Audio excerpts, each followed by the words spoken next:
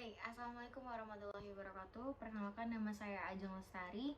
Saya di sini akan menjelaskan mengenai PowerPoint tentang proposal dari studi kelayakan bisnis mengenai bisnis yang saya akan tekuni. Nah, saya di sini akan menjelaskan mengenai bisnis yang saya tekuni, yaitu bernama Bakery of Alice. Nah, gambaran usaha, di sini saya mempunyai ide membuka usaha toko kue dengan menggunakan konsep yang sedikit berbeda. Dengan kue yang ada, kebanyakan seperti yang kita ketahui, biasanya di toko kue, kita tahu bahwa jenis-jenis kue yang disajikan adalah yang memiliki cita rasa yang sangat manis dan banyak mengandung pemanis yang berasal dari krim, topping, dan hal lainnya. Di sini saya akan menggunakan nasi, menggunakan hal-hal yang berbeda, yaitu dengan mengenalkan kue-kue atau dessert yang rendah kalori dengan meminimalisir pemanis dan karbohidrat yang tinggi.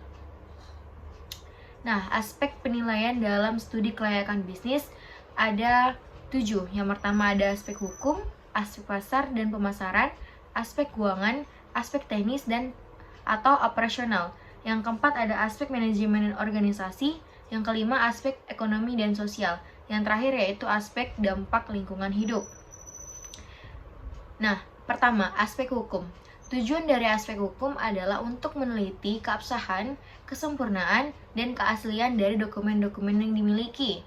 Pemeriksaan keabsahan dokumen dapat dilakukan oleh lembaga yang mengeluarkan dan yang mengesahkan dokumen-dokumen milik perusahaan tersebut.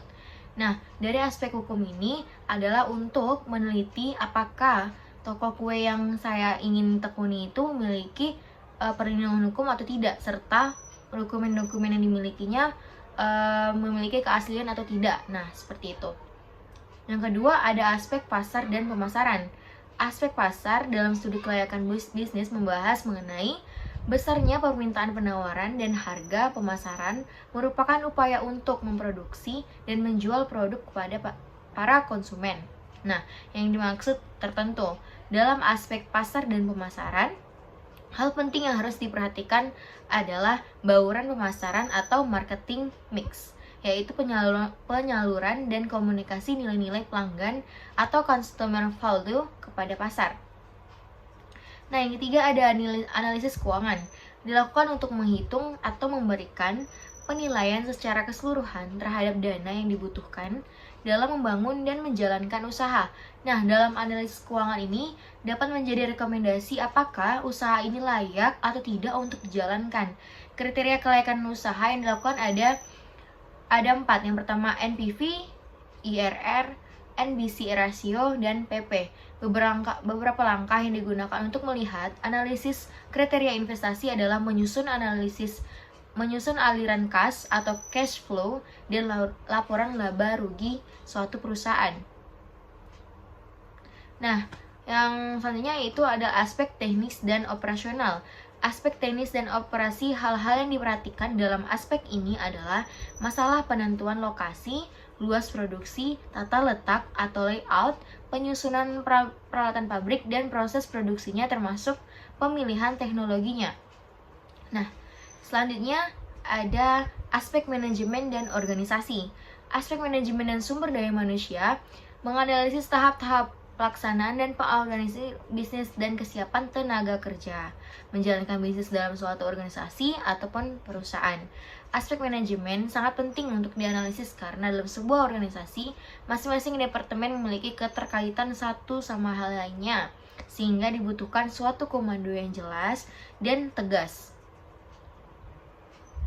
Nah, aspek ekonomi dan sosial. Dalam aspek ini yang perlu diperhatikan adalah apakah usaha atau proyek yang dijalankan memberikan manfaat secara ekonomi dan sosial kepada berbagai pihak. Sebaliknya, tujuan utama perusahaan adalah mencari keuntungan yang sebesar-besarnya, namun perusahaan tidak dapat hidup sendirian. Perusahaan hidup dengan komponen lain dalam suatu tatanan kehidupan pluralistis dan kompleks, yaitu walau hendaknya selalu berada dalam keseimbangan. Aspek dampak lingkungan hidup. Nah, lingkungan hidup merupakan salah satu aspek yang sangat penting untuk diperhatikan dan ditelaah sebelum suatu usaha atau proyek dilaksanakan. Perubahan ini jika diantisipasi dari awal akan merusak tatanan yang sudah ada, baik baik terhadap fauna, flora maupun manusia itu sendiri. Nah, jadi beberapa aspek ini sangat mempengaruhi apakah bisnis itu layak untuk dijalankan atau tidak.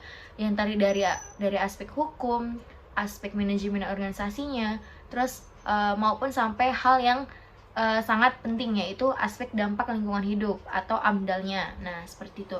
Mungkin sekian dari saya. Kurang lebihnya mohon maaf. Saya akhiri. Wassalamualaikum warahmatullahi wabarakatuh.